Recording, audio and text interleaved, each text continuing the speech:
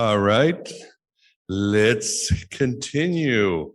The man needs no introduction, but I am still going to do an introduction because this is part of the Astro Gnosis. When we were working on this conference, I had a certain list of people that I knew just fit the idea of Astro Gnosis, the concept, and one of them was Chris, and I was telling Chris, I was like, oh man, Chris, be great if you could do it. Damn it, why is Gordon in Australia, blah, blah, blah. And Chris was like, hold on a second. So then Chris calls me 15 minutes later, and he's like, guess who's going to be in Mexico around the spring equinox? So it was great how everything has worked out through some providence. And again, I'll keep with the theme it was meant to be, and I hope everybody's having experience, but I will not take any more oxygen out of the room. Without further ado, Gordon White. Yay, there we go. So after that little story that Miguel gave about how I've ended up here, he said, come to the conference if you're going to be there. I don't care what you talk about. First of all, rude. Second of all, I'm like, okay, it's a Gnosticism conference. What do I want to talk about? I want to talk about indigenous calendars and the experience of time in a living universe. And I'm like, I'm not convinced that as a topic is Gnostic, but the presentation is. The presentation is Gnostic because I'm about to argue our experience of time comes from a story we've inherited that is not only wrong, but it is a prison, right? So the presentation, the content of the presentation isn't super Gnostic, but I actually think by the end of it will suggest that the presentation itself is. So this is what this is the fire hose we drink from. So we're going to talk about the differences in time. And we have to complexify it more than the difference between a circle and a line, although we'll get there. And then I'm going to give you examples from other systems in the world that might teach us something about how we can experience time, and then again look back at what it is we do. And the reason for that will come from some of the words of this guy. This is Vine Deloria Jr., and he was one of the, I think, more brilliant First Nations philosophers in the 21st century. He was Standing Rock Sioux, and he was a theologian and all this other stuff. And if you've read Ani.Mystic, and if you haven't, you should, but if you've read Ani.Mystic, there's some of his material in there. But he kind of observed that the Western world, there's a few lines of text or walls of text like this coming up. The Greeks, and it's not that this is wrong, it's just that it's a take, and we forgot that it's a take. The Greeks concentrated their efforts to explain the physical universe on determining the ultimate constituent from which all phenomena are derived. So there's already an abstraction process going on in there outside of experience, right? And Gnosticism, for instance, is downstream from that as well. All these discussions we're having that are metaphysical are at a remove of one thing, a kind of like of bundling up of data. And from an indigenous perspective, that looks weird. That's a secondary effect of what is a real effect or a primary effect, which is experience or experiential. And we kind of don't notice that it's a take and sort of mistake that it's reality. And it's one of the errors or challenges we get when we try to learn from other systems.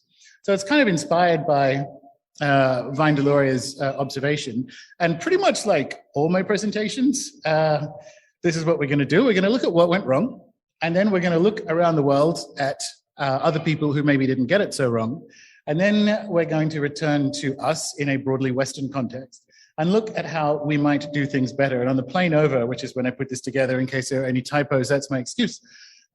Even animism can be chaos magic if you're doing it right and or wrong, which is to say the quest here is still an optimization one. It's actually, there's some stuff we're not doing right, and there are other people in the world who are maybe doing it better.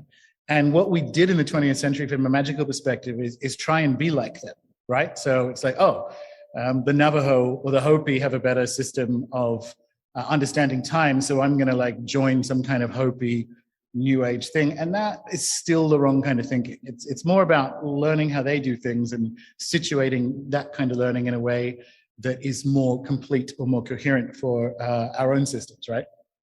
And so we begin, and I had Gary Luckman on the show recently for his book, Dreaming Ahead of Time. And we were talking at the end, the tick-tock world is a phrase he uses, but I talk about things like machine time. And it didn't occur to him that in 2022, the tick-tock world just meaning a clock, you can actually drop the C out of tock and make it far more horrifying. And actually kind of keep that original idea of the world that we live in. The tick-tock world is this hyper-real machine logic system. And I think people in the magical world are doing an okay job of moving outside of that and representing, but we leave time as one of the things.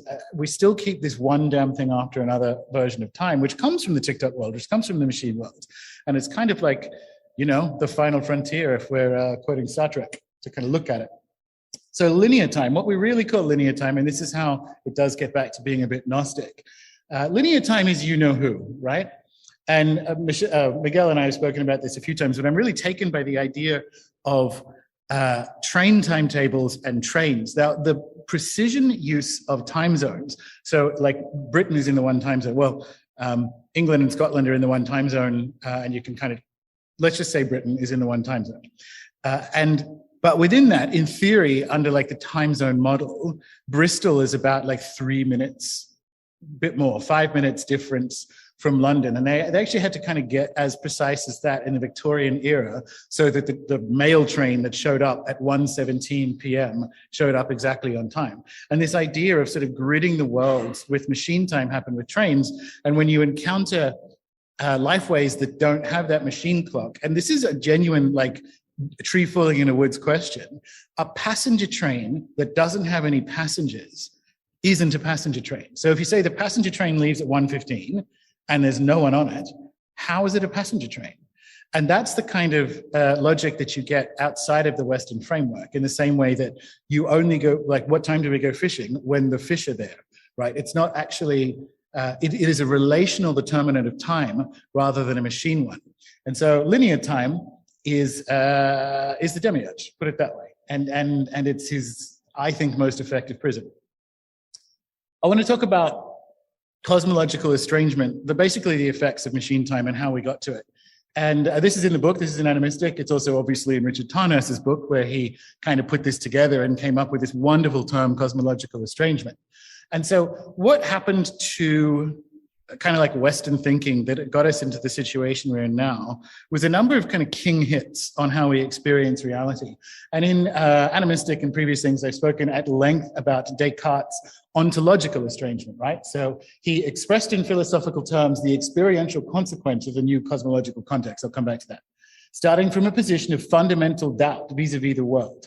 So Descartes basically estranged us from meaning, like ontologically, like I can't be sure of anything except that I think, therefore I am, is where he went. Kant did a similar one, or a similar kind of king hit on truth seeking. So from Kant, we got an epistemological estrangement, which is that idea of learning how to learn things or meaning make out of them. But these guys, Descartes and Kant, are downstream, of course, from Copernicus. And what Copernicus did was relativized our relationship with the universe and decentered our own experience of it. None of us have ever actually lived in a heliocentric universe. And so the story of Copernicus is one that is an essential step in getting to this meaningless universe, right? So we, at the end of this process, this threefold process of estrangement, we have this small pointless existence at the edge of a universe, which might be devoid of meaning because we can't really tell if it's in there or if it's in our heads, whatever the hell that means. So it's a mess. It's this triple king hit. And that's how you get train timetables and forced vaccinations, right? Because you've used this process of decentering and alienizing experience and experiential living and extracted it, this is what Vine Deloria is saying, into a data world, right?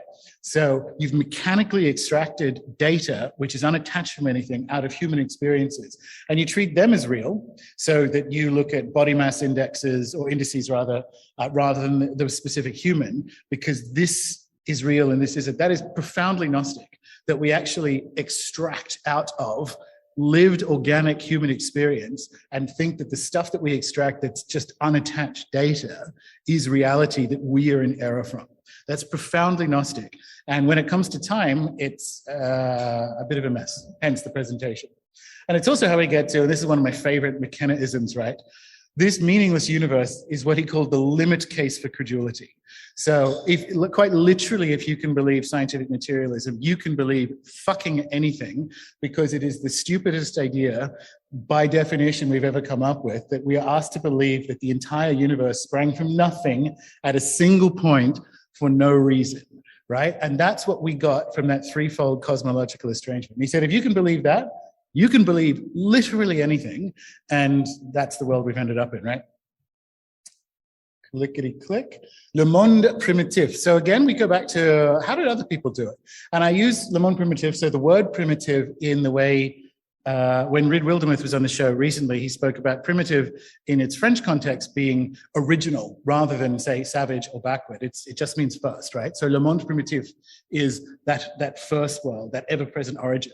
And this is an extended quotation from Vine Deloria, but it shows that difference between our estrangement and what you find in indigenous systems, right? So primitive descriptions of events contain all elements of knowledge that Western scientists have traditionally extracted and organized into distinct academic disciplines.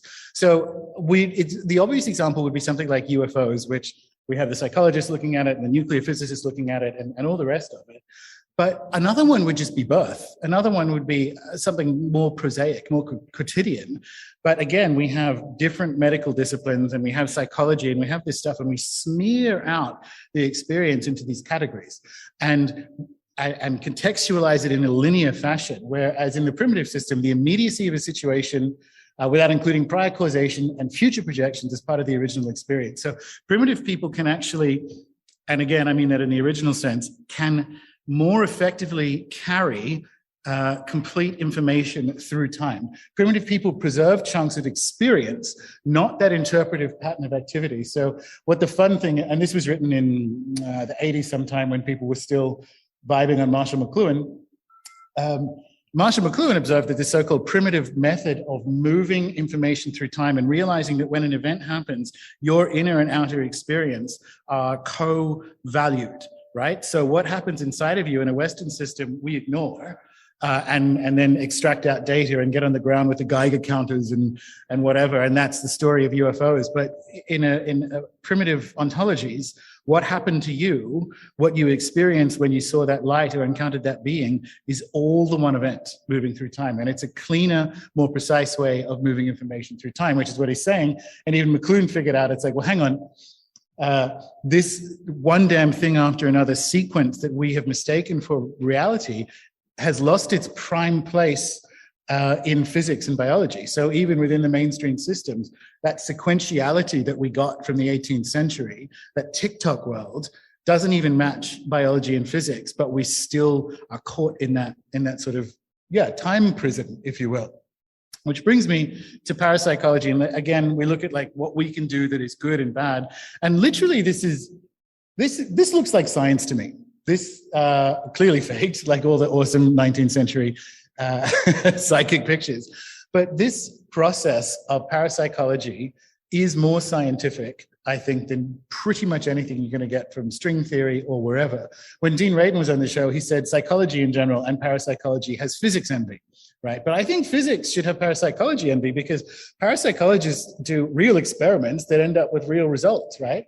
And so what we find in parapsychology, I think, is the best of what a sequential framework can provide to us. So I'm going to pull out some of the kind of like good data from parapsychology and say, let's not pull out data from it, and we'll go from there. And it's really important that we do this. And I go into it in some depth in Ani.Mystic, because one of the things when we pick up parapsychological data about after-death experiences or UFO contact or whatever, is we go, this proves like a native cosmology, or it turns out that, maybe the Bible is right about angels or what have you.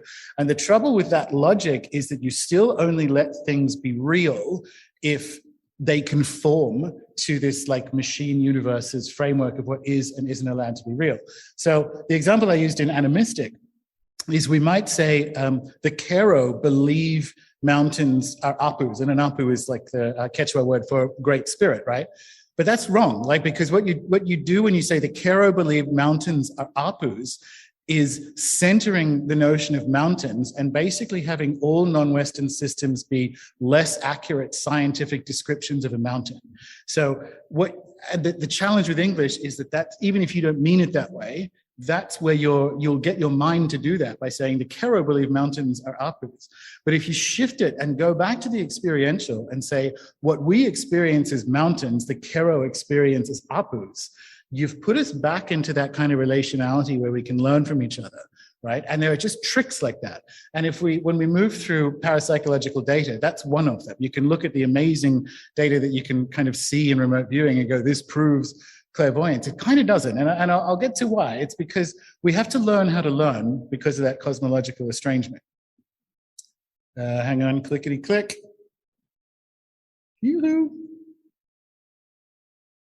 All right. Yeah, I don't know. I can see the mouse, but it's she does not want. There we go. Hang on. Is that the next one? All right. So coming back to remote viewing and why it's not interesting to me, because it is, but I mean, remote viewing, we say proves psychic abilities. Sure, but again, that's that abstraction process. What are psychic abilities? There are these things that are outside of human experience. So what are they? Like there's clairvoyance, there's 2 or 3 of them, and it's this abstract idea, but that's not actually what happened. What happened was an individual person saw a thing in their mind that mapped reality. So the experience is what happened there. And for me, the key, and again, this is in the book, is what remote viewing shows is that human awareness is in relation to past and future. So the example I like from the Stargate program stuff that's been released is remote viewing a public pool and seeing that there were these water towers there, which weren't there. And then Russell goes to the library and finds out that in the 30s in Menlo Park, that was a water treatment facility, so that these towers were actually on the side of what is a public pool then, so that it was a hit, but it was a hit in time. And this kind of idea that means non-local awareness is that abstraction that we don't need to necessarily do yet. And the other one that I think is super important is the famous case of being shown some guy's cabin, his like holiday cabin as a remote viewing target. And what he didn't realize is that the second biggest NSA listening base on the eastern seaboard was just over the hill from it. So when they went to view the cabin, there are these underground base bits and, big radar dishes. He's like, what the fuck are you talking about? It's my cabin. But what that shows is that this process finds meaning. Like meaning is extant in the universe. It's not like psychic abilities, like you saw a cabin. This engagement process shows that meaning is there in the world because that is the significance that altered that level of connection. So it's actually, in many respects, creepier but more profound. Okay, I wonder if I move this down here, seeing as it's not clicking. I mean, hopefully it won't be as... These large-scale parapsychological experiments, like telephone telepathy and the rest of it, they're still doing that bundling up of data. So they're still saying that humans have psychic abilities. But that happens in an abstract universe where, on the next slide, I talk about the idea that precognitive dreams are kind of like pretty parrots in a forest where you go, oh, that's kind of cool. Like there's a dream over there that was predictive of the future. But you're in a forest. Like the actual implication is what's going on with the forest, this idea that you are in relation to meaning and in relation to time in a way that we don't describe to each other. Like tick-tock time can't account for this, right? So it's not just the circle replaces the line, it's that the fundamental bedrock of reality is not formed by bundling up like the largest volume of data points, right? But it's actually situating and finding a way to scale experiential reality.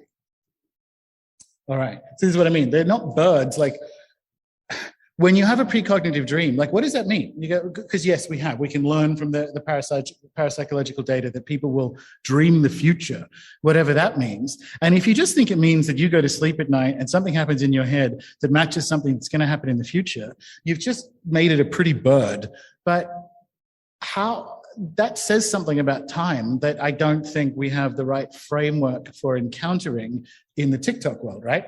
So we need to jump from like parapsychology into magic. And I think from that like all is consciousness placeholder idea of the 20th century into something like closer to animism and its like opportunity for relationality. So how I'm going to like describe a counter way of understanding time is with this term I invented, pachaography. So pacha, as in Pachamama, we often interpret as Earth, but it's not. It's stuff. It's cosmos stuff, because it's space-time, except I don't use the word space, just to carry on, because there is no such thing as space. There is no emptiness in a living cosmos. Even space is a place, right? In fact, it is the place, if you remember the song. So Pacha is this Quechua term that means place-time, is what I'm going to describe it as, like the stuff of the cosmos. Now, and if you are familiar with, and everyone in this room is, and on the call, the sort of classic three-part division of the shamanic world: lower world, middle world, upper world. In a more Andean tradition, the underworld is also the past. So the Ukupacha is the past. It is the place of our origins and the place of the ancestors.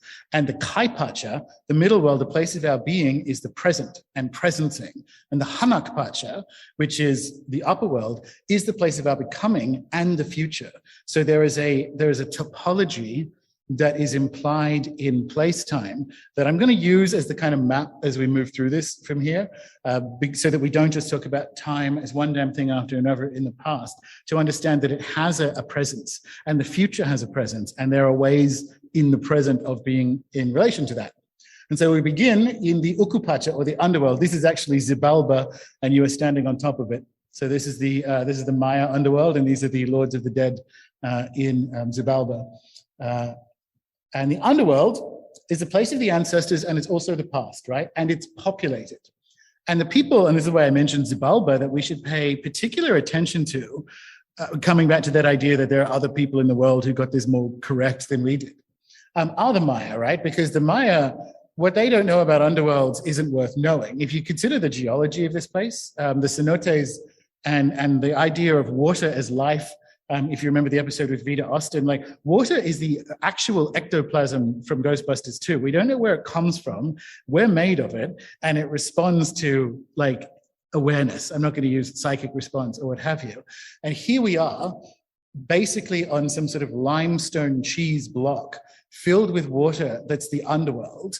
That not just that, because when you actually look at the like Popol Vuh in particular, or Maya creation myths, first of all, the rain god is chthonic, so there is that understanding of the rain cycle of bringing it through.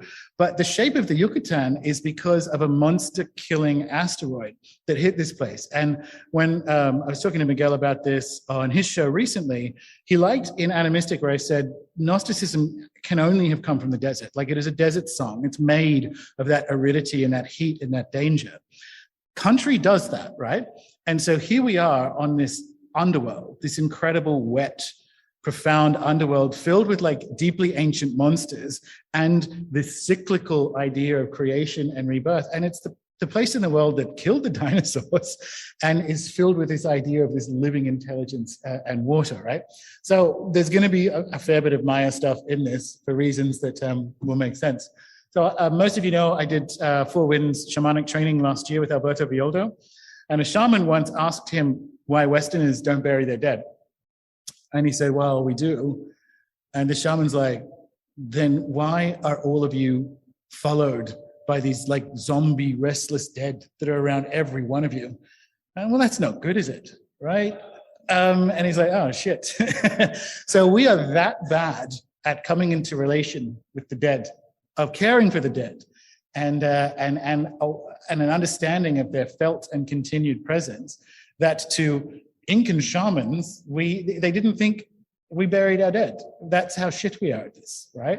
And I find that really kind of fascinating. And when Mitch was on the show, Mitch Horowitz, he wrote about being a believing historian, which is to say, obviously, he's very interested in new thought and so on. So he's, whatever that means, a believing historian. And we had a good little chat about every historian is a believing historian. It's just that most of them believe shit, like they believe the official reality version of it. You cannot be an historian without being a believing one. And you either believe that when the dead are dead, they are gone, or you have something and then you end up surrounded by restless dead, or you have something far more healthy, a different framework of it, right? And so we bring the dead to the edge of our circle in ways that prevent them to speak, from speaking. And there are places like Chichen Itza. I'm very interested in how, in a Western context, we try to resurrect the dead and not realize that's actually what we're doing. So all the names of everything in Chichen Itza is a guess, because it was only dug up from rubble 150 years ago. And now it's this like new age site. And so we build history, we don't find it. And not just that, you kind of, which I get, you're not allowed to walk up it, and it's surrounded by like freshly mown grass. And here is a place that I'm going to argue actually was never lost, but it became a place of the dead. So we did this accidental necromancy. So we bring the dead to the edge of our circle in ways that prevents them from speaking. And if we had a model of time, which is the Ukupacha part, that allowed the past to be living in a way that we could come into relation with it, we wouldn't do that. And maybe we wouldn't be surrounded by so many restless dead as we move about the world. Because history making is the business of the Ukupacha. It is the business of the underworld and where we came from. And when Gary Lachman was recently on the show, in his book talking about Arnold J. Toynbee, one of the famous 20th century historians, who used to encounter the past when just reading about it. So he had these sort of spontaneous, whatever you want to call them, again, psychic rare birds, where he would be at different points in history and see it and smell it. And this informed his book or his series of books, right? And that would not look out of place to someone in a non-Western context. Like, of course you can. You have some capacity to either bring up the shades of the dead or use skills that can allow you to see or come into relation with it in some way. And history making is a ceremony, because you're kind of pulling together pieces of information and first-hand accounts and hearing words that haven't been heard for 1,500 years. That's spell making, right? And if we knew that when we did it, we'd probably be better at it. And it just kind of brings me into mind two things. Maybe the empire really didn't end, because if we don't have a framework for understanding, you do get one of those Philip K. Dick moments where it's sort of like, shuffle the papers. I believe we are a sort of 3 feet up projection of a certain moment in the late Roman Empire. And you look at it and go, well, that sounds crazy, except maybe it isn't, in the sense of Toynbee was just having these experiences of what we call the past. And we just, if we had a framework or a topology for it, we'd be a bit better at it. And it also, throw in another McKenna, Rome falls 9 times a day. Like in this model, it does. In this model, this stuff is never really gone, in the sense that it is available, its wisdom and medicine is available, and its lessons are available to us, right? So it's kind of like we can't not do it. So we might as well be better at it than we are, right? And so we come to the Maya, who again, were better at it. And the Maya are the perfect example of a mirror of how we see our own ending, right? So as you're probably familiar, no one really kind of knows what happens with the collapse, maybe. I'll get to that. But around 800 AD, there was a mass abandonment of the Maya cities, right? And our guesses tell us more about our own fears than about the Maya, and which we'll talk about on the next page. But the dead will teach us even when we think they're God. So they show a mirror to us about what we are most afraid of. And I've always been interested in this with history, where over the, say, 200-year span of history as a discipline so far, the thing that we decided killed civilizations was the principal kind of like concern of the day. So it began with war and racial superiority. Like maybe some people just faded out because they weren't as good. And we tried that on India and so on. We tried that with the Maya. But the trouble is, in the Maya's case, even the victors vanished. So yes, there were wars leading up to the abandonment about 100 years before. But then even the victors, so the cities that won also emptied. And then the next guess was droughts, right? It's very difficult to get a long-running drought in the Yucatan because the ground is mostly water and it's the tropics. And the Maya world actually spanned multiple climate areas. So the idea that, and in some cases actually moved to places that were even drier, to the point that they were building cisterns. So they had a capacity to handle different levels of water. So the idea that they ran out of water and moved isn't correct. And the most recent one, of course, because we use this for everything, is climate change. And El Mundo Maya covered multiple climate zones. So if it changed in one spot, like the mountains would have been fine, the lowlands were different, and so on. So this kind of like maybe climate change as a guess tells us something about what we're afraid of today rather than what happened. And that's the dead teaching us, right? There was, however, a volcanic eruption in 800 AD. We'll get to how that works. Not to say that the Maya, I mean, they also committed child sacrifice, so they're not perfect, no one is, but there is evidence of cities that deforested around them, particularly to make lime. And so they didn't get it quite right, but that's not enough reason to abandon all your cities. So what actually happens, I think, and this is the theory of Professor Edward Barnhart, is that they never left. So in Maya cities, you bury your dead underneath the floor of your house. And so as more dead people, or as more family members become members of the dead, you end up building an extra house next to it, and so on. And over this process, eventually, the city itself becomes a necropolis. And so because what happened with these abandoned cities is there is evidence that people continued to visit them. They just didn't live in them. And that would track with the idea that, in fact, they didn't go anywhere. The cities became more a place of the dead than a place of the living. And so you move elsewhere because it's mostly populated with the dead. And if you actually go to these places now, and we will, but if you go to these places now that practice it that way, and you have that kind of inner capacity, they're humming. Like you talk to psychics who will wander around these towns, like there's still markets going on in these cities, right? So this is Professor Barnhart's idea that they probably moved because they became necropoli. But the other thing that's really, I think, useful and germane for this point in time, because we've just passed the 2012 13th Bakhtun ending, right, is that this happened approximately around a Bakhtun switchover. And we'll get to that in a sec, right? But Bakhtuns are times of transformation and renewal. And what you actually see evidence towards the end of the 10th is that kings began to be depicted in council with nobles. So there's actually a change in governance going on. And then after that, Bakhtun always depicted that way, right? So there would have been the sense there's been a volcano. We're actually at the end of a way of organizing reality.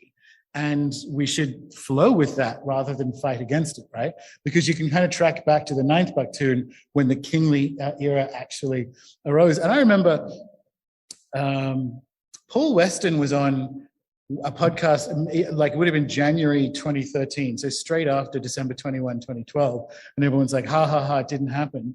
And he was the first person, because I was secretly thinking this too, he was the first person who publicly said, I think it did happen. I think December 21, 2012 did happen, and we'll see what that's about. And it's literally 10 years later, and I think it happened.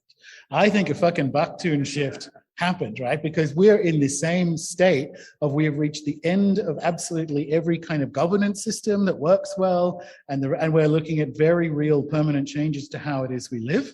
And my other evidence for why this might be the case and why we should listen to the Maya, who are really, really good at this stuff, and how this moment in time is some kind of Toynbean parallel, is soccer is now fatal again.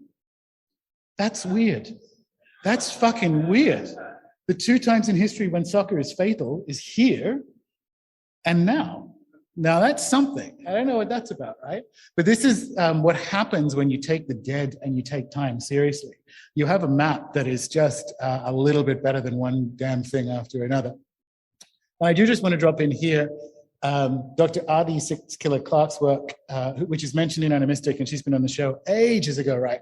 But when she did her tour of like a Mundo Maya, Guatemala and here and Belize, she'd be talking to these elders who said that like the ruins, as we call them, were always in use. And so the old people knew the songs and the chants that would actually bring the sky people back to converse with them. And at the time she was writing the book, in some places, only 1 or 2 who could call them back down. But why I find this interesting in a conference like this is, of course, the long association between UFO phenomena and the dead. So these cities that we call ruins, that Professor Barnhart believes are necropoli, well, that's where you would go to talk to the ancestors, to these beings. And we actually have quite good, what we'd call ufological data, experiential data, to broadly map with that. And the reason they told her all this stuff is she's in Turtle Island, but she's indigenous as well. So most of them would say, oh, we'll tell you all this stuff. And also these lights, they only appear to the indigenous, right? So that's ancestral. If they're only appearing to the indigenous of the area, you've got some kind of ancestral play going on there. So I had to put the Maya UFOs in there somewhere, and that was the right place for it. Because things like Bakhtuns are part of Maya deep time. Deep time is a term borrowed from geology. And this is kind of fun, right? So we've been talking, obviously, because it's a Gnostic conference, although you wouldn't know it from looking.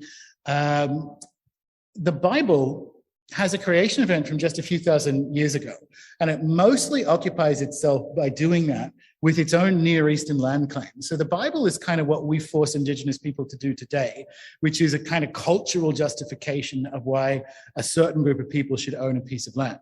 And there's not actually much time devoted to creation. And getting back to Alberto, who is, by the way, a medical anthropologist, amongst other things, Alberto Violdo, he says Western creation myths concern themselves with space. So God separates and then creates things and so on. And that isn't just in the Bible, because if you combine that with what Vine Deloria said about the Greek fixation on the external physical origin of things, you end up with, I don't want to say an obsession, but like a fixation on space, whereas Indigenous creation myths focus more on time, which is why we have lots of stuff and no time, he says, and they have all the time and no stuff. But it's also how we end up with real estate agents, is kind of the joke. And it's broadly correct. Like if I think of the Americas and I think of Indigenous Australia and I think of Vedic or pre-Vedic astrology, the capacity to understand time and spend millennia, and this is obviously an Astro thing, but spend millennia understanding the nuances and divisions of time. What we did with matter, they did with time. And that's where I come back to, we need to learn from people who got this. Like I would prefer a German-made aircraft than, a classical Maya-made aircraft, but I might prefer a classical Maya calendar to a German one, is kind of the point, right? Hang on, clickety-click. Maya deep time. So it actually has a recent creation event as well, but that's actually a reset point. So what happened in the last kind of like big time reset was, and there's a little bit of maths here and there's some at the end. Nate and I were kind of joking that even though it's a Sunday, you're gonna have to do a bit of maths, but it's not too bad. This is where all the cycles above 20 years were set out to 13. So it's kind of picture a clock face of 12, except their biggest one is a 13 for reasons that we'll come back to. So this current cycle or epoch that we're in has a creation date, but it's more a centering of the different cycles of which we find ourselves. And the main one from a human experience is the 260-day cycle. And I would argue, especially for the astrologers in the room, I have this New Age belief that, and it's literally just a belief, that every little corner of the world has like a true piece of like a worldwide belief system that once we kind of like put it together, we will, even though no one's going anywhere, we'll like leave the planet or something, right? I don't actually believe it. I think it's more like a New Age joke that I play on myself. But the 260 calendar was like the metaphysics, and I think it's so important, of Mesoamerica, because it wasn't just a Maya calendar. You found this with the Olmecs, you found this with the Inca. It is like the single uniting metaphysics of Mesoamerica is a 260-day count. Now, why 260 days? Well, that's 9 months. And what else is 9 months? And this is where I think the 13 comes from. So in the Maya cosmology, you have a scaling up of human experience out into the millions of years in some kind of harmonic relationship. So a framework or harmonic map of time, right? And why the 260, I think, belongs, because we don't really have that in astrology, but I think we could. We could put that in without it fucking up anything else inside how kind of like Westerners do astrology at the moment. And it's worth thinking about because we don't really have this 9-month human gestation harmonic cycle, right? And so this is something that I think people should pay attention to. And I was on a call with Wade Davis, the Wade Davis, at the end of last year, and obviously an anthropologist. And he made the observation that 90% of the world's entheogens, because we think of entheogens as shamanic, which they are, but 90% of them come from the Americas, and more specifically like a sliver of it, of like Central America to the top of South America. 90% of the world's entheogens come from here. And it's the same overlap as this 260 calendar. And as people in this room probably have done entheogens themselves, that's interesting to me. So these people have thousands of years of entheogen experience, and they come up with a framework of metaphysics of time that is like nothing else we've ever seen, and we should be paying attention to. It's kind of the point, right? Come on, mouse. So the 260 calendar predates possibly the 360. But what actually might have happened there is an evidence challenge, right? Because I don't see how else. It's just more important to living experience, because 360 is like solar, 260 is human. So you have that kind of like expanding out moment. And you start with a human and you basically move out to the millions of years, and you have a way of an intimate, immediate relationality in the context of something that you may not necessarily experience, because time only appears to move in a straight line when you look at the fact that your human life of 70-something years, looking out over a circle of millions, is going to look straight. So there's a way of being in quite possibly an eternal universe that also adds meaning and experience at a relational level. And this looks back or kind of overlaps with Vedic Deep Time. My first book, that's right, Starships, goes into this in detail. But it's just kind of interesting to me that the further back in time we go, the better we get at time. And in fact, this kind of very long count stuff is found, I think, at a time depth of 20,000 years. And it's at this level that you can get a reasonable amount of overlap, or a tantalizing, at least, amount of overlap between Maya and Vedic. And that's because 20,000 years ago, you're dealing with the same kind of ancestral group of basically how we moved about the planet or migrated around it. 20,000 years ago, the ancestors, or a bit more, the ancestors of what is now modern day India and here were basically the same people. So that's kind of the general thesis of it. I want you to remember some of these numbers, the 432, 360 and 12 is easy, but remember the 432 in particular. So what we have in this kind of like Vedic time is a scaling up of human experience. So 1 year being 360 days plus the bit that you use to configure it. And a divine year is 360 Earth years. And so the 12,000 divine years is the 43200 there. A day and a night are 43200 seconds. So this 432 ratio defines within these yuga cycles, sub-eras of it, that gives them 10% twilight moving into and out of each yugas, which is the exact same amount of twilight you get on a day on Earth, right? Like, so sunrise and sunset is 10% of the time of the sun's movement. So we have once more this harmonic relationship, which is like impossible in a materialist universe, of a human life and a divine life and the universe and a day are all in harmonic relation. And there will be more, unfortunately, maths, but more harmony as well towards the end. I just needed to bring that in. So what do we do with like timelines or time cycles of millions of years, right? And this is where we can look elsewhere at things like Dreamtime. Dreamtime beings, this is what the Dreamtime is. They created the landscape, let's say millions of years ago, and then became the landforms that they created. Now, what that does is shows this kind of idea, again, of the ever-present origin. So the presence of the creation event is there, and that you can come into resonance with, right?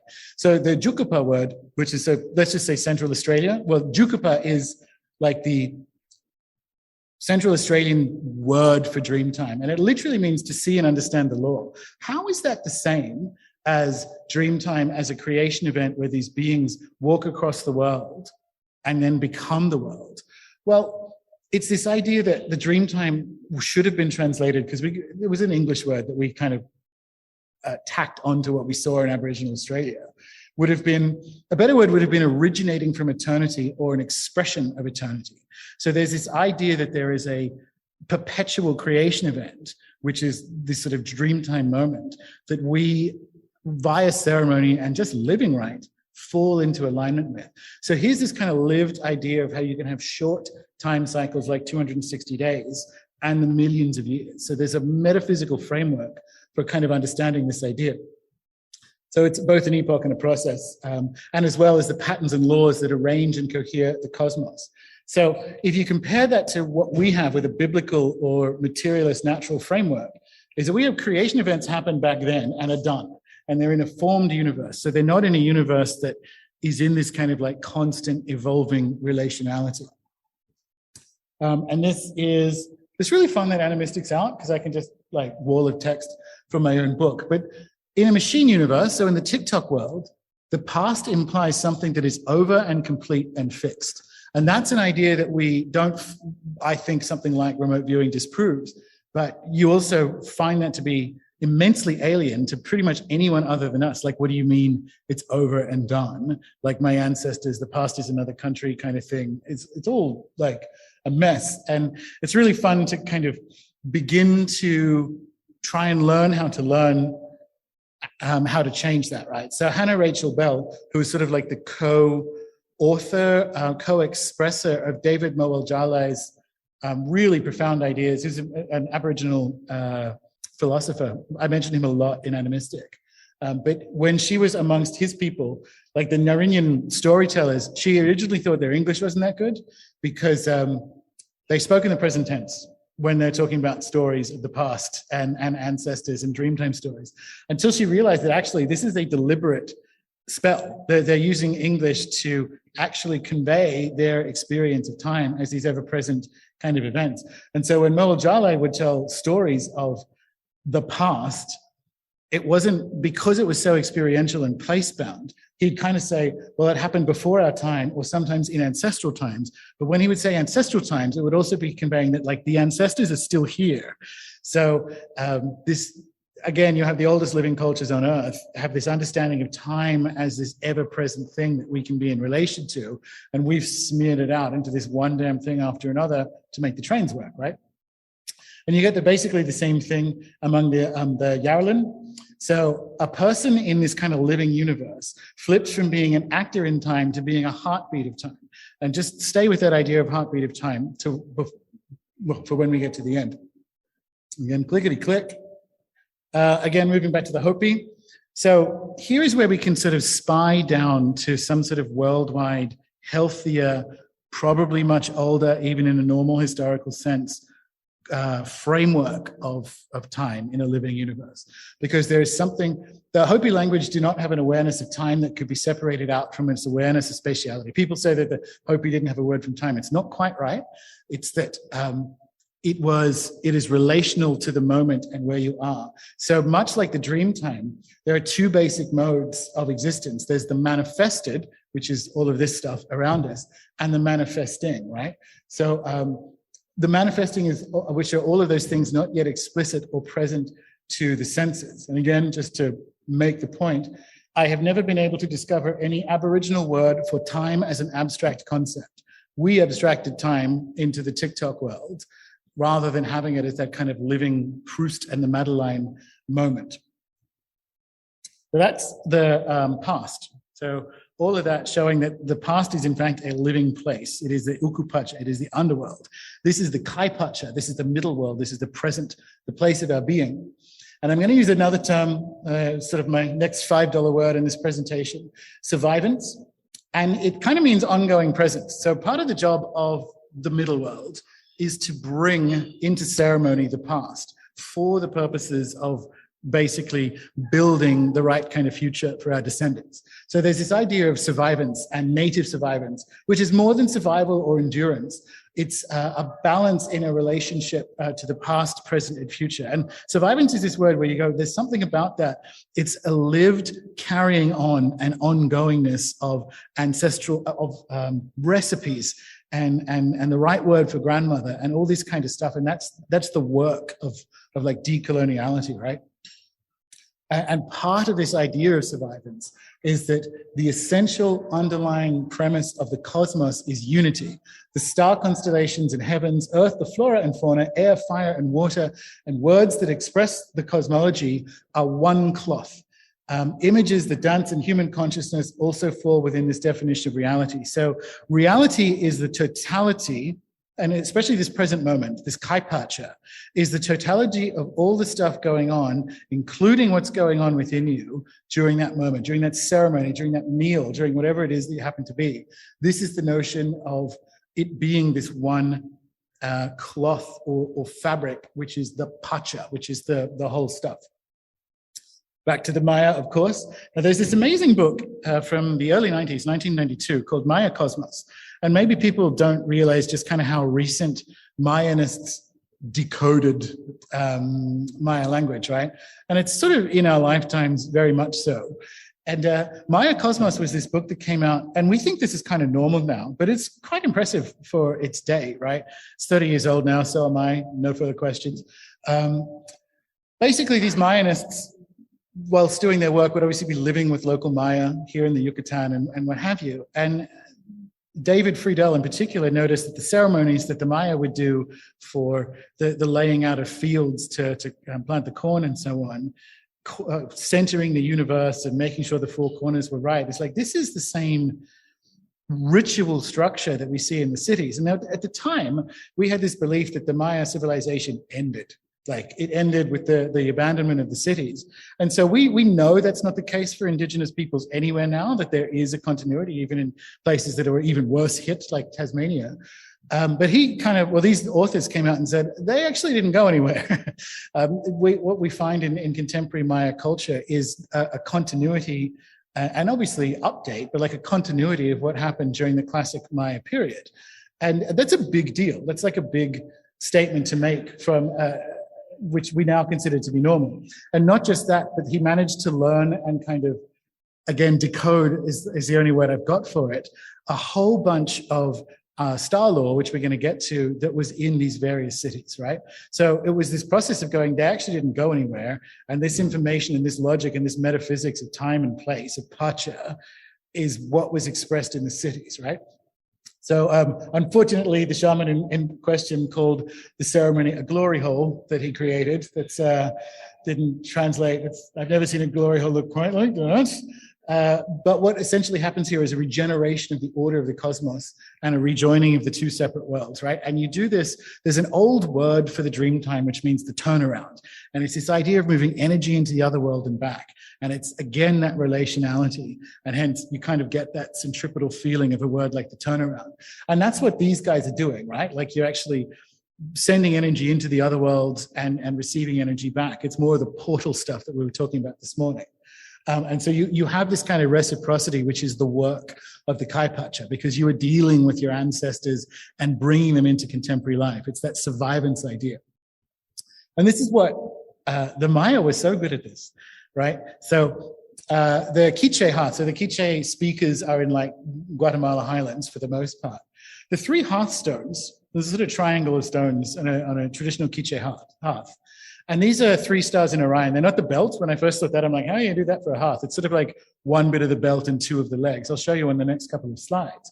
But what that means is that every evening when a Quiche woman sets up the hearth to cook, she's recreating the universe. She's recreating an original creation event, because the first act of the gods was to create the hearth at the center of the universe, where the first fire of creation could be started. So this Maya idea, or we're looking at it in the Maya, it's quite universal, of centering the world and like the creation of the 4 sides is not just done, but like just think about that. It's like when you turn the stove on to cook in a Quiche household, you recreate the universe.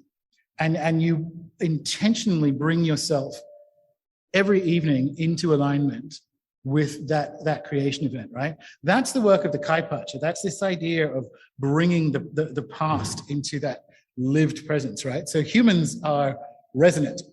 And there's this term, this is the third and final $5 word, I promise. And I love it. It's my new cellar door, like hierophany. It even sounds nice to say. But Mircea Eliade came up with it. And it means the manifestation of the sacred in normal phenomenon. And the Maya were off the chain good at this, right? Like we just mentioned Chichen Itza, and like this morning and tomorrow and the next day, there's obviously the very famous descending snake of the equinox sun. That's hierophany. That is painting with the forces of the universe and dropping into relation with them, right? So Maya cities don't recreate. A better word is generate creation. So, and even just the organizing of the hearth, what you were doing when you come into resonance with that is you generate creation. And that's the work of Kaipacha, when you can, like, that's being in relation to a living or eternally expressed past. And so this is David Friedel, who we're about to get to some pictures, which I hope Chris will like. With this knowledge, he kind of looked back at some of the sites and cities that he'd been working on and going, holy shit, like every major image from Maya cosmic symbolism is probably a map of the sky. And we're going to get some of it. I'm going to move quickly through it, because if you haven't read the Popol Vuh and other things, it doesn't necessarily matter, but the pictures will kind of show you what he was going on with. And again, this is 1992, so these guys were well ahead of their time. So the hearthstones, there's a close-up of the turtle in a sec, but the way Maya creation works is that the corn god sort of emerged out of the carapace of the turtle. But you can kind of see the 3 little triangles of the hearthstone there. And the creation then, the maize tree is also the world tree emerging from the turtle carapace. So you got your Milky Way there, when it's looking like that, you have the maize tree emerging up out of it. But pay attention to that. That's like the world tree, and we'll come back to it. Here, I promise a close-up of the turtle. So you can kind of see it's like one bit of the belt and two of the legs. And in the middle of it, you actually have the nebula, which looks like the smoke coming up from it. And by the way, Gemini is two peccaries fucking. There is, that's just apropos of nothing. I just thought if you're wondering what's going on over there, that's two peccaries having sex. So that's the end of my presentation. I was waiting for that. So this is the world tree. This is Wakan Cha. And this is what I mean by their hierophany was off the chain good. It's not even just a matter of saying like the Milky Way is the river of souls that we all travel on or what have you. It was like watching an animation. As you move through the night, the different stars tell the story of what's going on. So you can kind of see the Big Dipper up the top there. Friedel thinks this is a recreation of a creation event. And I think it's right. Like if you actually were just to click down through this, when it's upright like this, you have the world tree. And when it's down, you have it as the cosmic monster. So in the story of the night sky in certain cities where it's kind of like reflected in the architecture of it, it's not just like this one points at Venus and this one does that. You're involved on a nightly basis in this living creation story, right? This is my favorite one because it's like being back at school camp. So you can kind of see along the top there, the Milky Way is a canoe, everything's fine. Canoe starts to sink, getting at a bit of an angle, and then it goes full Titanic by the third one. And here's again a story you can kind of see depicted in the same area. And this process happens, there you go at the bottom, the canoe sinks over a 4-hour period, right? So wherever you are in the world, it's not just the Milky Way, wherever you are in the Maya world, you have this entire language of this hierophany, this kind of moving and painting with the rest of the universe, right? So the rest of the universe is always in a contextual relationship to you. And again, off the chain, right? So there's my favorite one, the Uxmal Palace of the Governor. It looks, so there's like this 5-kilometer sight line to an older city called Napat. And you can kind of look out from the Palace of the Governor, across a double-headed jaguar throne on the plaza, straight out to a temple in Napat, which you can kind of like see. And right above that temple is the maximum southern excursion of Venus once every 8 years. So it is everywhere. It's not like, oh, the three pyramids are like the, not that I'm throwing shade at Giza, obviously, but like the three pyramids are just like Orion's belt. The Maya were just multidimensional with this process of being in relation to the stars, such as we call them, right? And so what does this do? What is all this kind of hierophany and painting with do? Well, this is something Alberto says about his teachings, but my mentor used to tell me to open sacred space and get out of the way. And that was part of the kind of training when it comes to healing. You call in the lineage and you do the work, right? And this is the work of the Kaipacha. You open sacred space and get out of the way. So this whole idea of centering the world, whether on a grand ritual level of entire Maya cities or a Quiche hearth, ceremonial locations are centers for ceremony, or not for ceremony, but because ceremonies are performed there, right? So the ancient Maya, by virtue of doing this, were experts in discerning complex and intricate patterns of repetition and symmetry in both human time and cosmological time. So this comes back to that idea that I would get in a German plane and pay attention to a Mayan calendar. These guys were like off the chain good, right, at this kind of stuff. And they codified these patterns into dozens of calendrical cycles. And not just that, I'm very interested in this from obviously a predictive perspective. The days when these cycles overlapped formed a matrix of complex rituals in which the rhythms of life and interactions with the other world beings played themselves out. So it wasn't just clock keeping, right? It is a whole framework of being in relation to the past and the future, which is the work of the center. It's the work of now, right? And we call that, well, I call that presencing at the circle, and that's based on Heidegger. So I talk about this a lot, but the 260, more specifically like the 20 days that begin the Maya 260 process are living beings, right? And so I say all Wednesdays are the one Wednesday. And how that works is that as you tick through these 20 days, you're in the presence of that being for that particular day. So there's a specific relationship on a very real sense. Today and 20 days in the past and 20 days ahead are in fact the one day. They are the one being, right? And so there's this entire language of that's available in the present, that Kaipacha stuff of being in relation to all of it. And wherever you go, it doesn't necessarily have to cohere into one global system. What you actually find is just that being present with the beings, being present with the ancestors as the work of the center. And Heidegger, and this is kind of cool, right? Like, I mostly like phenomenology. Phenomenology is something that had to happen to Western philosophy because of that cosmological estrangement. It was a response to the idea that we can't really know anything in this sort of separate universe, and a little bit kicking Wittgenstein, which I also approve of. But we have this word from German, Raum, which we use as room, like rooms of a house. But a room of a house is just like this empty space in this fixed structure. Raum is more nuanced, right? And so Heidegger considered it a bounded clearing for life. And the boundary wasn't a border, it was a horizon at the process of something begins its presencing. So when you think about how ceremony works and time, we actually have in kind of European languages a way to look at Maya cosmology eye to eye, or at least begin to, right? And I think about this like the Western magical experience inside a circle, which we consider a barrier. Well, what if that's the point of presencing? And how does that change how you do magic when you realize that it's the point of presencing? All right. So that's the business of the Kaipacha, right? And this is from Unraveling the Spreading Cloth of Time, which is a collection of indigenous metaphysical essays that were written kind of like in memoriam for Vine Delorio. And I love this stuff, right? Like, so we participate in seasonal time. We are not above it, nor pretended masters of it or separated from it. And this again is why you have Maya calendars that begin at the level of the timing of conception, right? We participate in ceremony with all those who have done so before. So we bring the ancestors to the presencing around the circle. For all those now who cannot for whatever reason, so people who are unwell and what have you, and for all of those to come, there is no separation. So we perform ceremony for the benefit of the descendants, right? And this is time out of mind, reaching back beyond current memory to memory in the blood, our very DNA reaching backwards and forwards. All right, so the Hanak Pacha, this is why we do it. So the Hanak Pacha is the upper world, or the place of our becoming.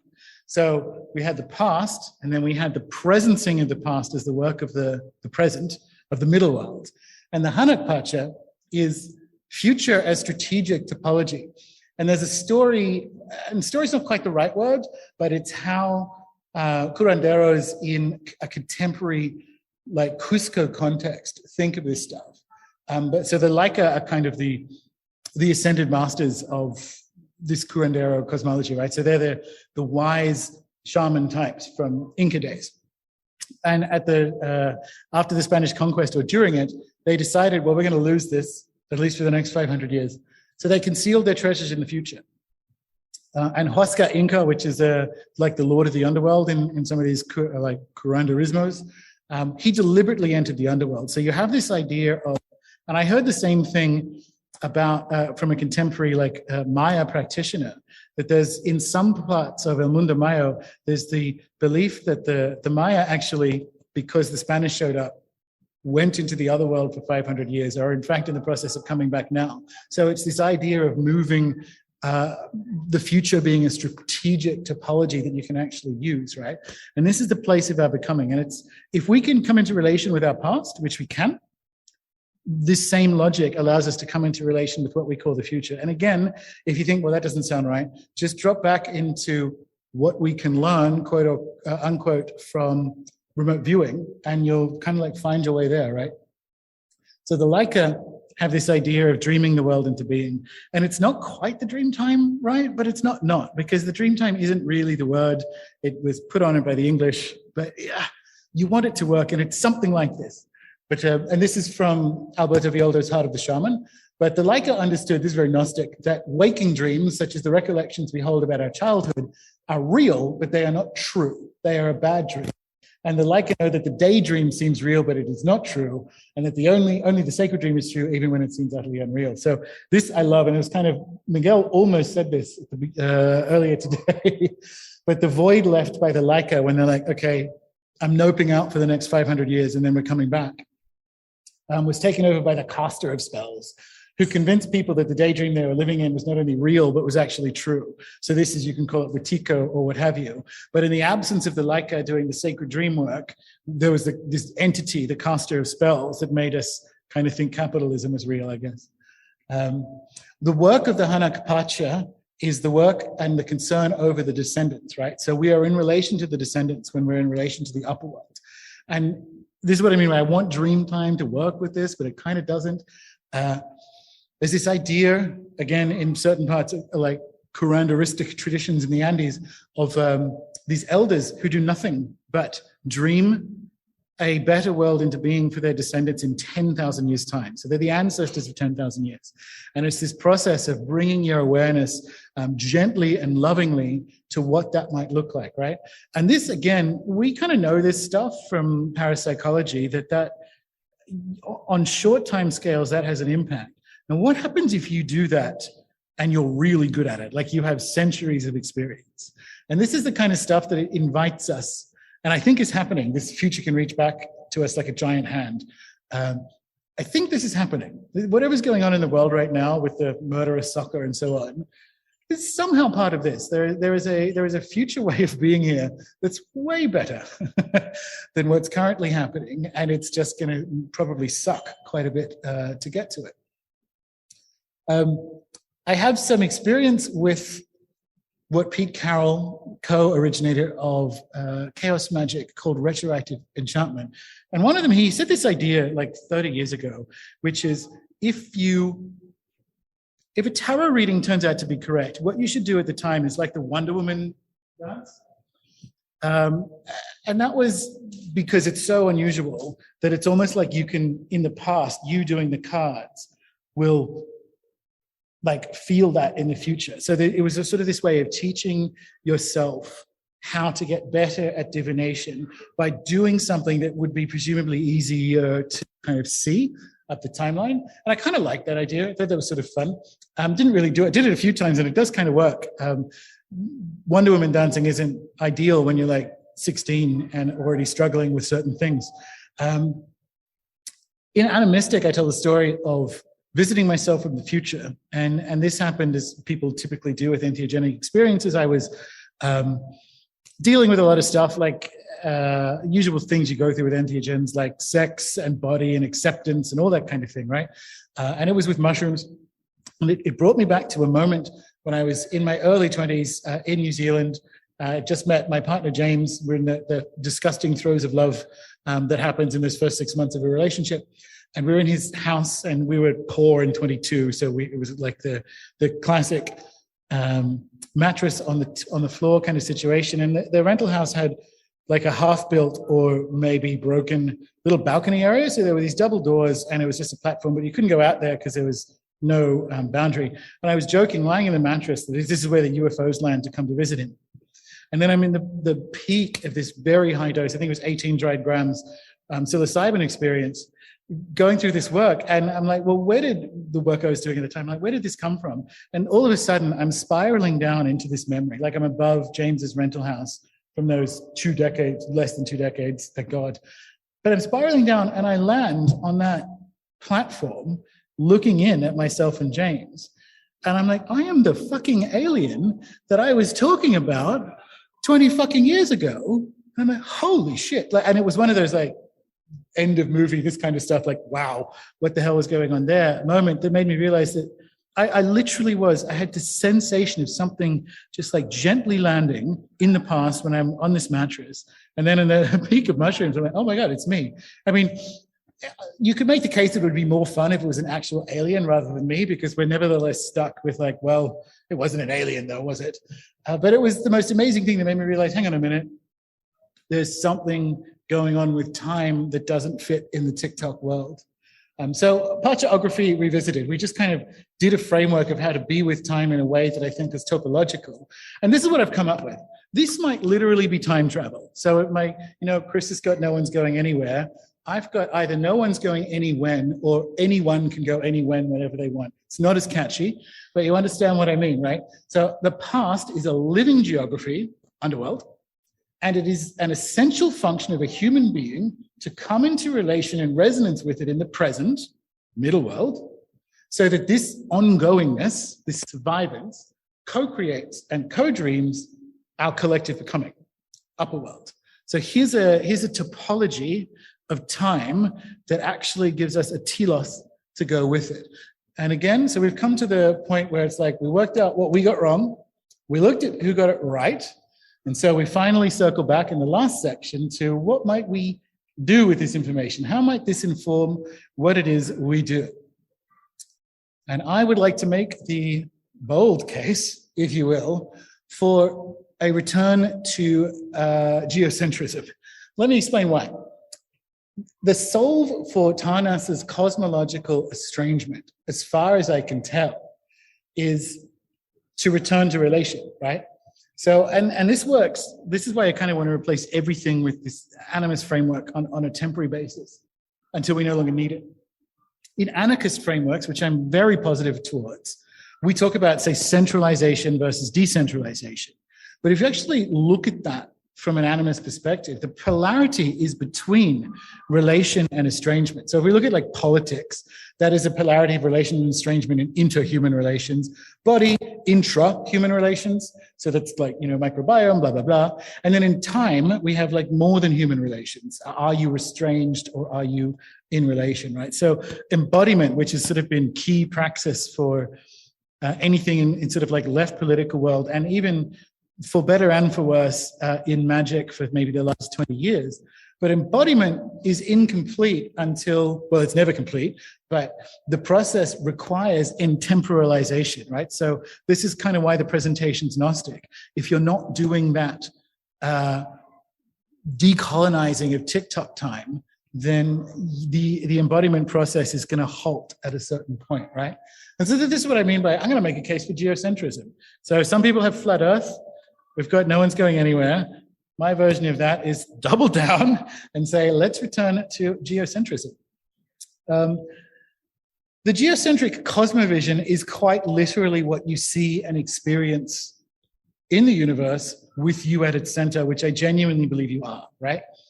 And so Dr. Tom Cowan, who blew up quite famous in the last couple of years because he had that video about 5G and so on, which we will not get to. Heliocentrism teaches us to distrust our own experience. So we lost heliocentrism in the cosmological estrangement of Copernicus, and then Descartes, and then Kant, right? So heliocentrism, which is the idea that the sun is at the center of our solar system, teaches us to distrust our own experience. So you're there experiencing sunrise, and some neckbeard know-it-all can come along and go, no, that's not what's happening. What's happening is you're on this blah, blah, blah that's spinning around the blah, blah, blah. And it's like, you know what? That actually isn't what's happening, right? That is an abstraction, coming back to Vine Deloria, that is an abstraction out of our mechanical devices that we've used to develop that. What's actually happening in that abstraction is that you are in relation to those mechanical devices, right? But it's literally not what is being experienced. So you have this gaslighting that comes with heliocentrism. And Tom has this in his book about the heart. Now, let me explain why I think that's relevant. This is from Human Heart, Cosmic Heart. So geocentrism is the perspective that allowed traditional people who are intimately familiar with these rhythms to find their way home or afield by observing the stars. They knew how to plant, tend to, and harvest crops and understand the unique pattern of seasonal and celestial events that each individual was born into. And it's a perspective that Steiner, who keeps showing up in today's presentations, emphasized over and over as the archetypal or perfect rhythm. So Steiner, in his health discussions, is saying geocentrism is healthy and heliocentrism is not, right? So the human being and her rhythmic system of the heart and lungs, pulse and breathing, exists in the ratio of 140. The creation rhythm, this is the Steiner thing, right? Are you bowing to the four directions of the perfect square? So there is a human heart breath rhythm that Steiner believed to be natural and healthy, and it's very much like the centering of the world for the Maya cosmos, but it gets kind of like more interesting. I found this, so obviously it's lit in green, had no heart attacks ever. Tom in the book does say, obviously correlation isn't causation, but this is how geocentric societies live. Sustainably for thousands of years, in the case of Aboriginal Australia, 70,000 and counting, often improve the health of the ecosphere rather than fucking it up. which heliocentric ones do, didn't cause widespread extinction, had no toxic chemicals in their breast milk, and never died of heart attacks, ever. Now, if you actually line that up against the one ever-growing heliocentric worldview, unsustainable societies degrade the biosphere, numerous toxic chemicals in breast milk. Again, it was from a medical book, that's why that keeps showing up, and at high risk of suffering a heart attack, right? So correlation isn't causation, but what is going on when you decenter yourself from your own experience of the universe and you drop out of relation to the whole cosmos? And I'm on like a heart health journey at the moment, right? And the single biggest causes of, like literally the single biggest causes of this kind of stuff is loneliness, depression, sadness, estrangement. And so you look at this and go, the heliocentric lifeway is literally a machine lifeway of estrangement that tells you that you aren't important. You are not in cosmic relation. You're on the edge of the edge of the edge of the edge, right? And that's really profound. I hope there are some RuPaul fans in the room. The good thing about having Ani.Mystic out is that I can just copy paste. Now, you don't need to know this. It is in the book. I'm just going to jump through a bunch of them. This is the second round of math. So remember the 4-3-2, and remember the kind of human annual year, great solar or great platonic year harmonics, right? So a solar day is 24 hours, 24/60. You get the 1440. That's 864,000 seconds, which is sort of the double of the 4-3-2. 12-hour time span, so idealized day or night. You get the 4-3-2 again. And this is where we kind of get the harmonics of what we used to call space-time, but I would like you to call place-time. So let's look at a square foot. So there's the 144. Pay a particular attention to that because you go back up. So a square foot is an entire day in minutes. So you actually, one day, so one spin of the Earth, 1 square foot is the same number in it, right? All these numbers you can kind of work out. This is the work of Randall Carlson, and I should actually mention that. When he brings in the platonic solids, there's the 1440 again, you start to see some of those repeating numbers. Each season in the great year was 6,480 long. A dodecahedron is 6,480 degrees.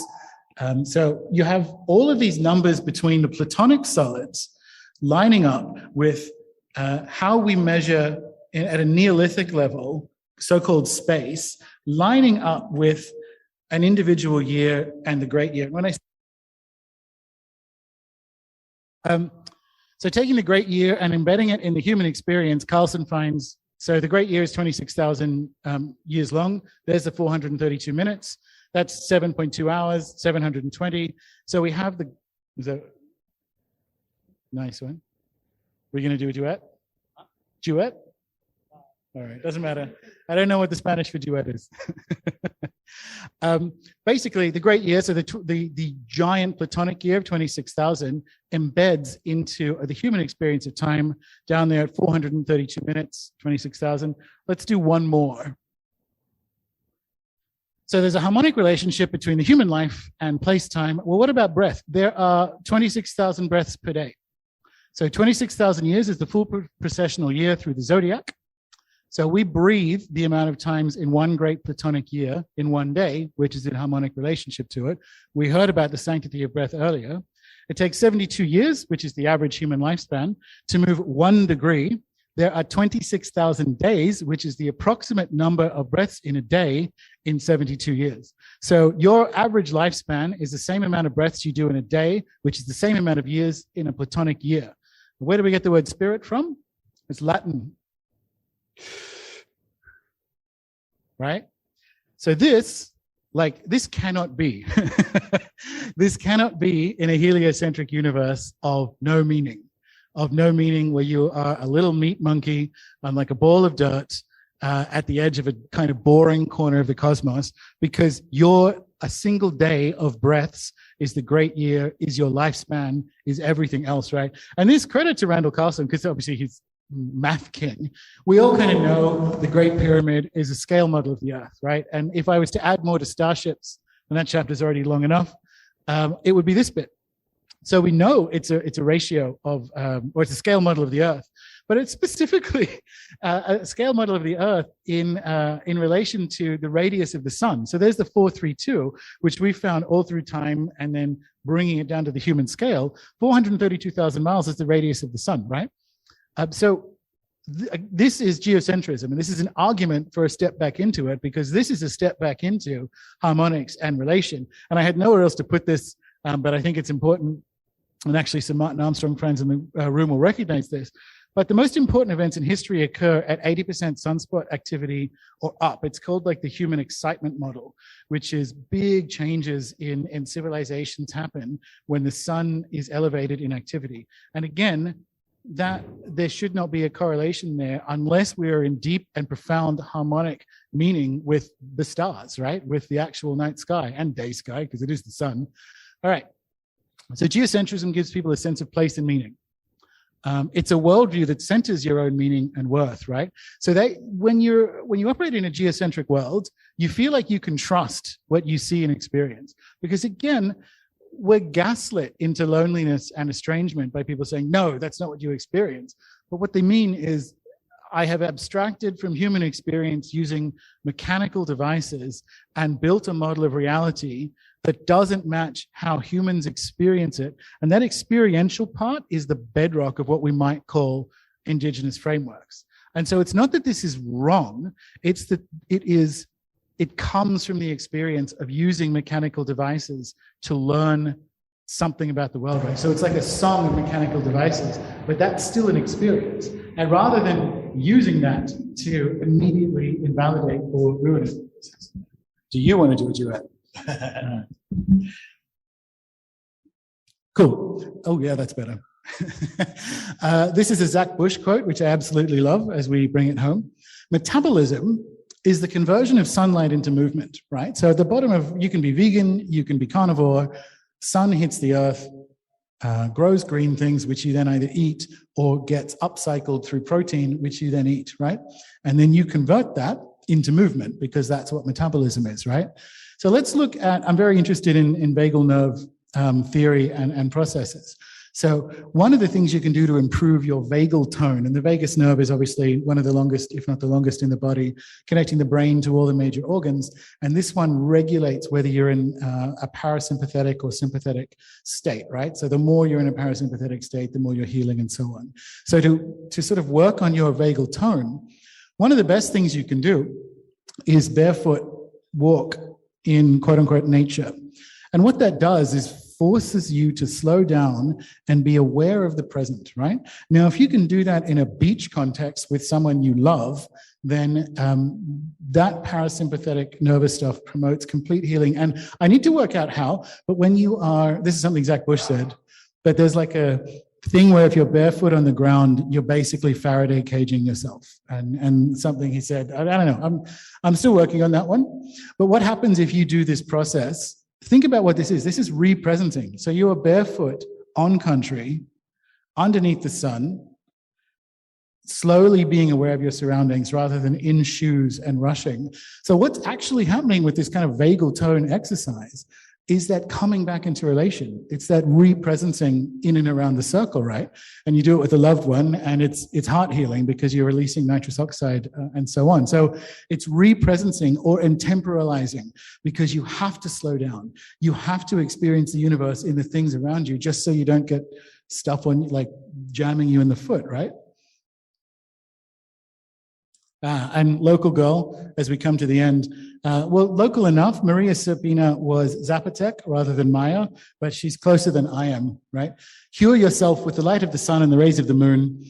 Put love in tea instead of sugar and take it looking at the stars. Heal yourself with the kisses that the wind gives you and the hugs of the rain. Get strong with bare feet on the ground. There, she knew it. And with everything that is born from it. And always remember, you are the medicine. Right? So this is something that, again, we look at what other people did, and in the corners of the so-called Western world with things like vagal tone theory and all the rest of it, we're starting to see it come back. And I don't know, maybe I'm impatient. Maybe I just want to look and say, well, Maria was on it 70 years ago. Maybe we should listen, right? And which brings us to Egypt. I told you we'd get there. The name of the year, this ties it into Hermeticism, which is how we put this stuff back into Western esotericism. The name of the year in Egyptian is Renpet, that which rejuvenates itself. And there's a slang term for it, harmony in Egyptian, which is longing for Hermopolis, which is that kind of archetypal, beautiful city of relation. Harmony for the Egyptians was defined as the balanced, pleasing state that imparts, well, that's just boy joy, which, I mean, that's a thing, but it's not what I meant, imparts both joy and beauty. Hermopolis is in the nome of the hare, so the gnomes are the little regions. Everyone in this room knows that. The animal of intelligent movement who dances beneath the moon and bring tides of luck. So the hieroglyphic wun, or a hare, is translated as the essence of life or being. So just think about the hare and its movement and its energy, and that's what they used for the essence of life. And not just that, they put it inside the Ouroboros. So we sometimes see it encircled by the Ouroboros, the serpent that swallows its own tail. The space between the wun, which is being, so that's the hare, and the Ouroboros constitutes the world's horizons, or the sphere of non-being, where being always has the potential of continually recalling, restoring, and renewing itself. So this is that realm presencing, right, that we got from Heidegger. It's a rediscovery of what we can find, at least in Egyptian thought, and so consequently, you can make the case, and I do, that modern Hermeticism is a discovery of Egyptian thought. So if it is in Egyptian thought, you can call it Hermetic. All right, man, the human being lies at the very center of the Hermetic worldview. It is believed that the individual human harbors the seeds of all possibility, right? Through this, humankind has the power to shape the universe.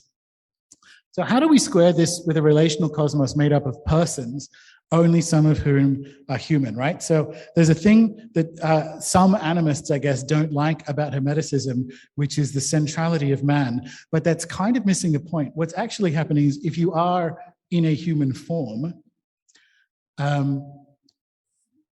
this is how you experience the world. And not just that, that you were made up of the cosmos. So even if like the human is the center of Hermeticism, it's because it's made of all this stuff. And this, from Voices of the First Day, is this idea that the plant is the dream of sunlight. And that's kind of like what Zach Bush said, where everything that's on Earth is made up of sunlight, effectively moving at different speeds, you know? So humans are special, but we're all made of the same stuff as the rest of the universe, which the Egyptians didn't measure time as so much as market. So the Egyptian calendar and these ideas looks very much like what we've just done, a sort of whirlwind trip around the world to look at. Time was experienced, it wasn't tabulated. So when the king gets up, it's not to like mark the time. It's not like he's Big Ben. The action wasn't to measure the arrival of the sunrise, but it was to participate in the sunrise. So the sunrise is a thing that happens in the universe, and humans are in the universe. And that's why you look at the baboons that are part of the kind of sunrise iconography that will kind of like screech when the sun rises and sun sets. That's why they're associated with Thoth and so on, is they are participating in this moment of the return of the sun. So this is how the Egyptians experience rather than tabulate time. And that's at the base of our esoteric tradition. It's there. We just need to kind of peel off tick-tock time, right? So final remarks. The machine world's theory of time is wrong and deadly. Time in a living universe is right and healing. So getting time right heals you.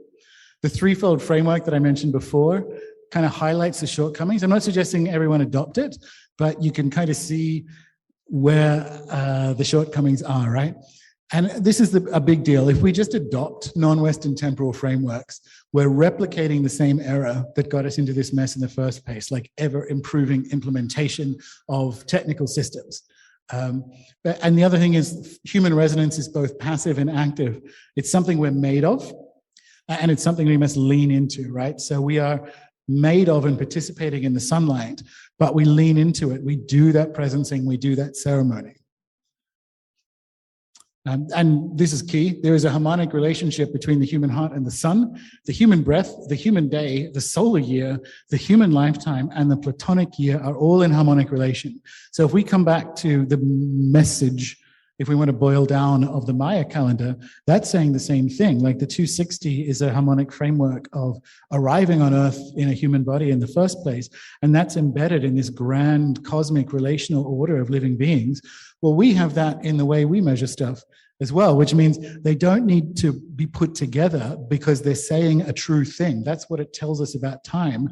And again, I mean, this is the question that I end the presentation on. What does it tell us about who we are and what we are made of? And that is from a book called The Wind is My Mother by Bearhart. And what we're actually doing is borrowing the sunlight, the wind and the food, which comes to us from deep under the ground. The roots reach up and feed us out here on the limb. So think of each day as a loan and learn to use it wisely. Thank you.